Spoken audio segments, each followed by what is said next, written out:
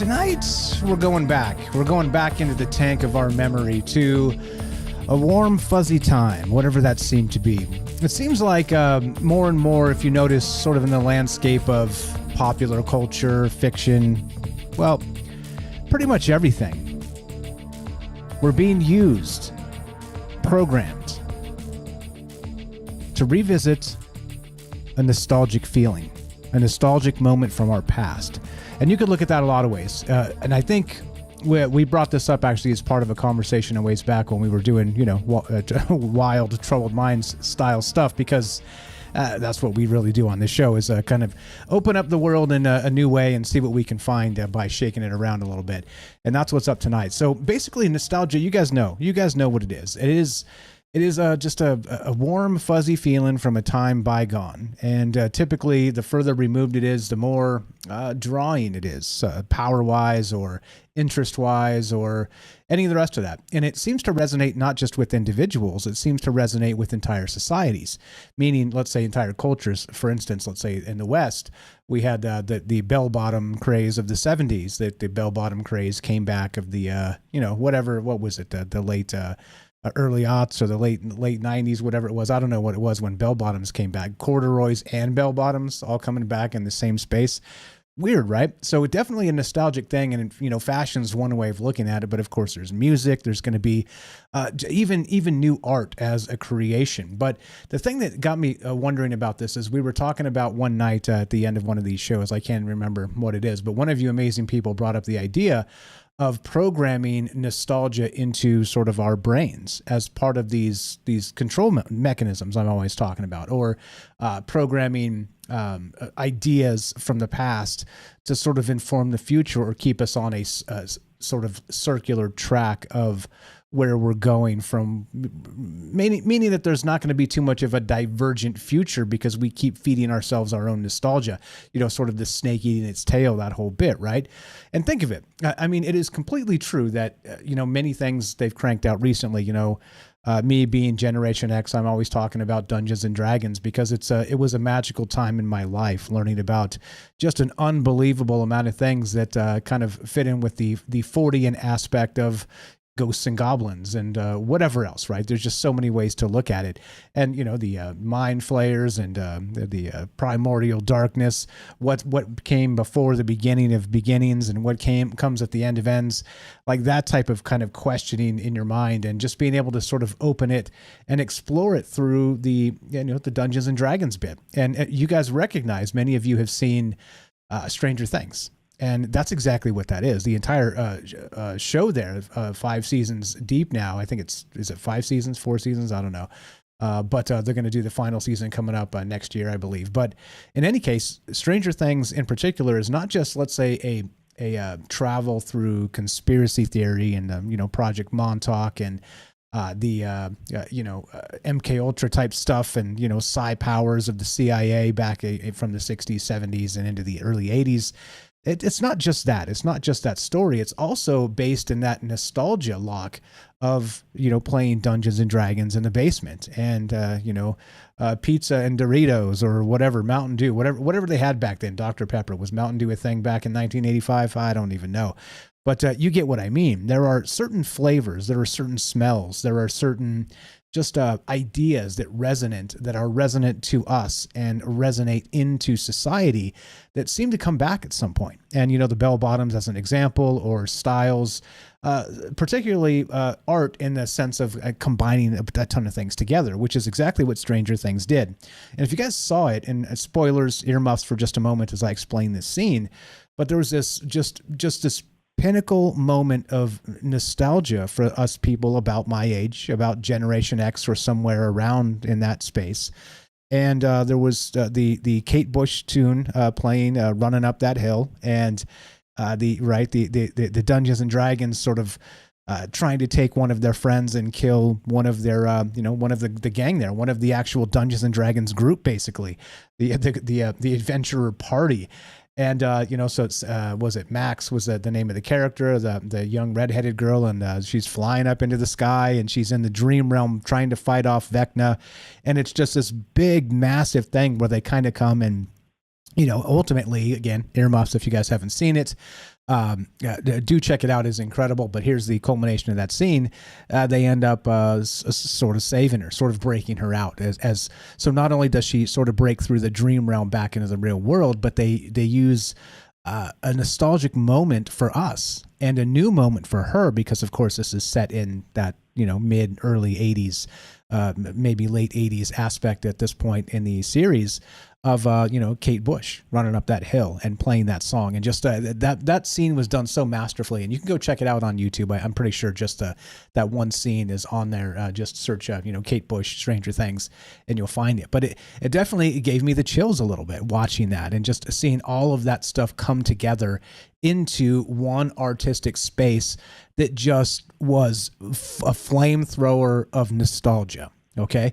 Now, the bizarre part about it is it does sort of evoke those emotions, that the longing for childhood, the longing for the space of innocence before, taxes, death and taxes became, paramount on our minds, and whatever it was, working jobs and just adulting, as they say it now these days.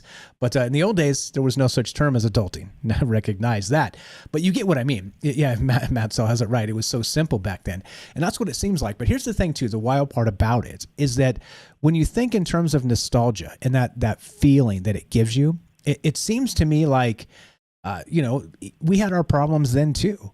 You can't really sort of space the two things out from each other and say that, this is better than that. I mean, everything has its own challenges. I mean, my back didn't hurt then, or I couldn't like tweak my neck sleeping, or, like easily, like that type of stuff. So there's some advantages of being young, but of course, some of the disadvantages of being young is you don't really recognize a lot of the control mechanisms, a lot of the patterns that we're stuck into, a lot of Twitter is working, was lagging. Okay, gotcha. Copy that. Sorry, we're everything should be going. Thanks for the sound check there, James. But anyway, so you get my point. So the question is this: what is going on with this nostalgia thing, and why is it so welcoming? Why is it so warm and fuzzy? And do you think that in some capacity, of course, the MK Ultra for the masses type stuff, they're using this against us because we're drawn to it? It seems like we're drawn to it like moths to a flame.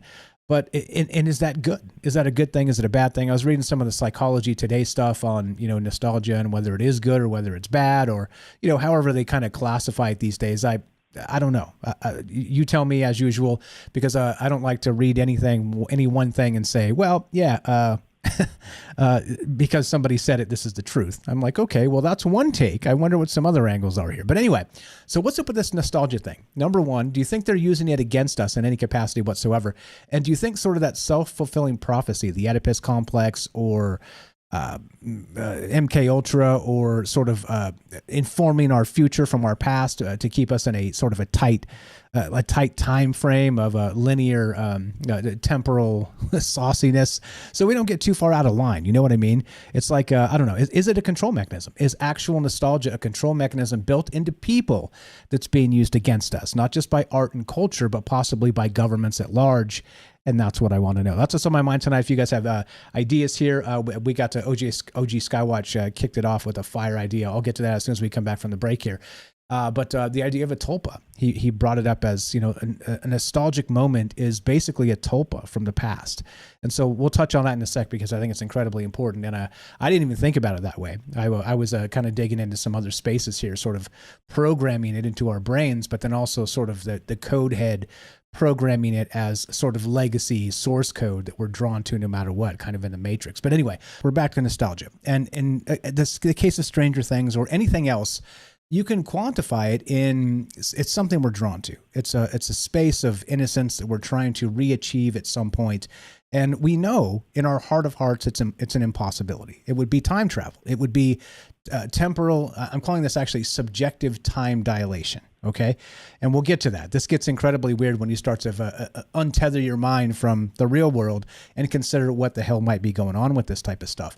Okay. So, and with that said, this is a good time to insert that all the disclaimers apply. Like I always say, there's no truth to be found here. If you're like, oh man, this guy knows this stuff. No, I don't know anything. I'm just here talking ideas and throwing out possibilities. I'm sure at some point I've said some things that are correct, but for the most part, I say a lot of things that are incorrect. So don't get me wrong here and take me for some sort of floating and glowing guru, because if you noticed, I'm not glowing or floating. So there's that. But yeah, just ideas. Everybody relax. Just a time to get together and consider these wild things. Now, back to what OG Skywatch said to start. Shout out to a buddy there in the chat, the official chat bot of Troubled Minds. He said this, and I wrote it down as soon as he said it because it was brilliant. He said this. Nostalgia seems to be a locked memory of a good time or feeling that we would like to keep or repeat. Thought forms that are sacred to the thinker, to the individual, to the experiencer of that thought. Now, a thought form, as we know, is a tulpa, is something that we create as an entity that becomes, think an imaginary friend. We've talked about that in the past. So in this particular essence, and as he's describing there, I just dropped it into Grok and said, hey, expand on this because this is an amazing idea. And let me just read a little bit of this to you because it's wild. Talking about this exact thing, the idea of nostalgia as tulpas or thought forms. So nostalgia in its essence is more than just a sentimental journey back to times past. It's a cognitive snapshot, a locked memory of a good time or feeling that we yearn to revisit. This concept intertwines with the idea of cognitive programming, which I've been talking about tonight, and which was on my mind when I started writing this, where the act of coding could potentially tap into these locked memories, not just for emotional satisfaction, but as a tool for innovation.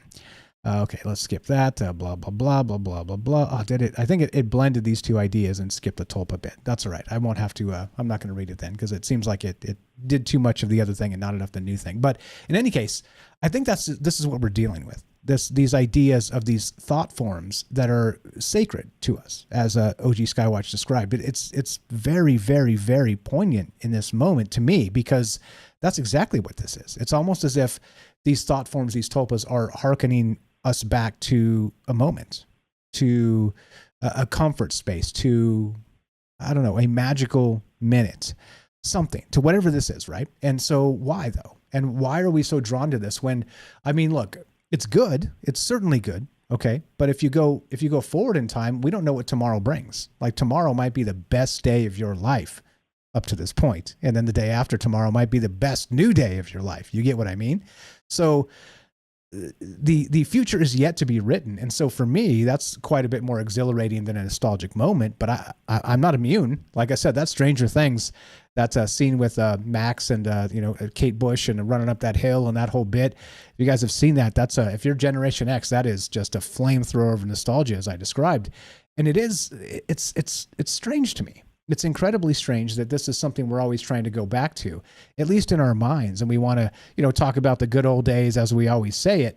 But I'm not sure that's the case. As I said, we had our problems then too. There's always going to be problems of the current day, and they will always be, at least with in a decent measuring stick of, the problems of days past. I mean, everybody has their problems in the moment, but you get what I'm saying. Okay. So, and I was looking at this as when I started as sort of a computer, sort of a matrix type of thing, and the snake eating its tail, sort of a control mechanism. And then even going back to, as I said, sort of legacy code, which means that if that's the case, we're kind of chasing back like the Matrix. Remember when they had the vampire and the werewolf or whatever, from the legacy Matrix code that are now legends, and the reiterations of the 7th or 8th or 10th or 12th version of the Matrix itself. These entities were stuck, and then we're still we were speaking of them, of course, in human folklore and mythology as legends from a time gone by that do not exist in our world any longer. Except in that matrix, again, I'm just metaphorically speaking here, but you get what I mean, that here in our world, without the matrix, there's supposedly a time from the days of yore where these things did exist, where vampires and werewolves did exist, where all of these entities we're always considering were real in some capacity. And whether that was thought forms, tulpas, as we're describing, or something else, there's something strange about this.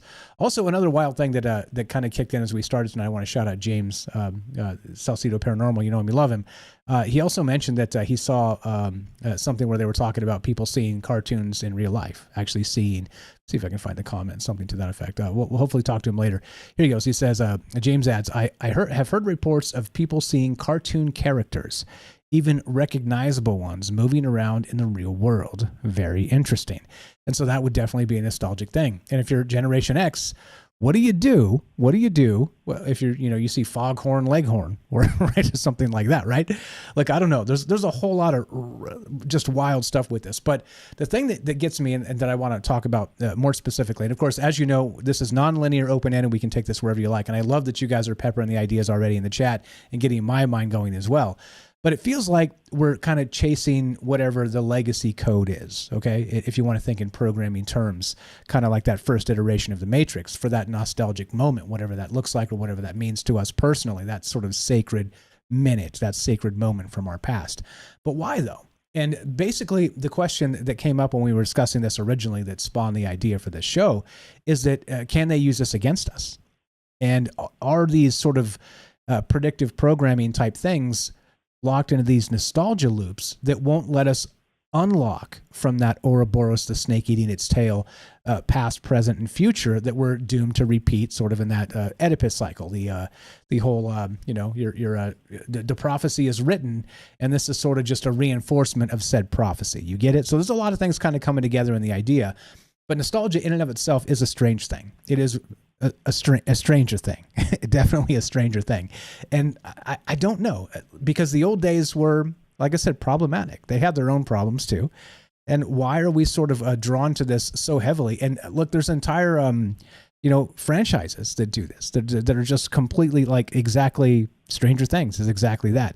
Just a nostalgia farming aspect of current art that's trying to get the generation X that now has probably some money to spend money on Stranger Things, right? I mean, marketing, it's pretty genius. But again, do you think it can be used against us in the larger context? And you know me, in the idea of these control mechanisms, there's some that are very obvious. The political spectrum we always talk about, very, very obvious that, you're either with us or you're against us, very Orwellian, that whole bit, right? That's one of the most obvious control mechanisms in our faces. We talked about another one on the last show, the idea of religion, right? All these different religions definitely control aspects of human minds, human hearts, human souls. And so, well, how many more control mechanisms are there that are different than we ever might imagine, including this nostalgia farming or this sort of recreating an entire series based on, the ideas from 1985, because they know, if we're, still kicking, a Generation X shout out, and, the older millennials and sort of that, maybe the younger boomers kind of in that same pocket, that we are, got disposable income and ready to spend it on some nostalgia. And as they say, by the way, nostalgia is expensive. Have you noticed? Have you recognized?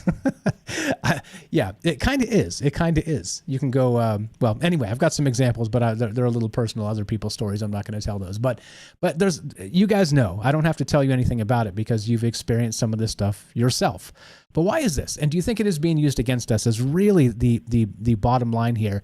And is it something as simple as, simpler times and we sort of want to get back to the childhood innocence? Or do you think it's quite a bit more complicated and nefarious than that? That's it. That's where we start. Again, the cartoon stuff seems absolutely wild to me. That James said he'll call a little later. We can talk about that. The Tulpa stuff that OG Skywatch began with is absolutely wild as well. I'll get a better version of that. And we're going to go deep. What's up, Simon? I see you there. We're going to go way deep as usual because there's a lot of things here. I start pretty cursory and just throwing out some ideas to begin and laying down some examples. But we got an amazing batch of friends. We already got some hands up. We got Matthew in Colorado coming up. We got Jacob Harsher Boy, James a little bit later, and of course your calls as well. So if you want to be part of the show tonight, we are taking your calls. 702-957-1037. Click the Discord link at troubledminds.org. We'll put you on the show, and we're going to get into some retro causality tonight a little bit. Again, maybe sort of the past informing the future in a linear sense so that we can't diverge too much from where they need us to be. You know what I mean? That type of control mechanism stuff. But I don't know. There's a whole lot of this going on in my brain, and I don't know how to directly quantify it. As you can tell, I'm a little bit rambly, but I'll get it together because I've got a lot of wild ideas. But that's what's going on. That's what's happening tonight. We're nostalgia farming each other for control mechanisms that maybe, just maybe, that we haven't seen and we don't recognize. It's problematic. I think it's really problematic. Yeah, Back to the Future. That's another one. Are they going to make a new Karate Kid? Yeah, right. Some old ones from the good old days.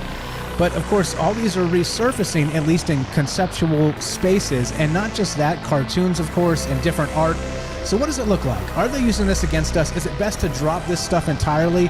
And as I said, tomorrow is unwritten, which is quite a bit more interesting to me than, a night at home when it's raining watching Goonies in 1987.